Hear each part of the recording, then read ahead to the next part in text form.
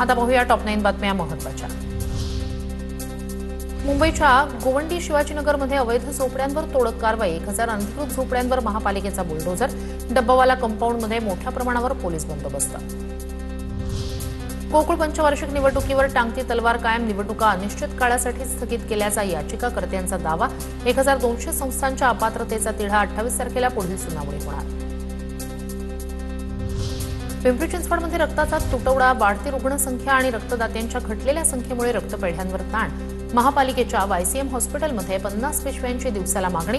महापालिकेकडून रक्तदात्यांना पुढे येण्याचं आवाहन। आखाती देशातील युद्धामुळे मुंबई आणि परिसरातील प्रकल्पांचा खर्च वाढणार। बांधकामांचा वेग कमी झाल्यानं 10 ते 15% कामगार गावी परतले। प्रकल्पांचा वेग मंदावण्याची भीती। राज्यात नवं इलेक्ट्रॉनिक्स, माहिती तंत्रज्ञान आणि कृत्रिम बुद्धिमत्ता आयुक्तालय स्थापन होणार। राज्य मंत्रिमंडळाच्या बैठकीत निर्णय। सामान्य प्रशासन विभागाअंतर्गत असलेले माहिती तंत्रज्ञान कार्यासन वेगळे करून हा विभाग स्थापन केला जाणार। पुण्याच्या भोरमध्ये डिजिटल 7/12 संकेतस्थळाचं सर्व्हर वारंवार डाऊन। पीक कर्जधारक, अतिवृष्टीतील नुकसानग्रस्त शेतकऱ्यांना महा ई सेवा केंद्रांवर मारावे लागतायत हेलपाटे। भीमाशंकर मंदिर उद्यापासून 31 मे पर्यंत बंद ठेवण्याचा निर्णय। भाविकांची अडचण होऊ नये म्हणून नवीन भव्य सभा मंडपाचं काम हाती।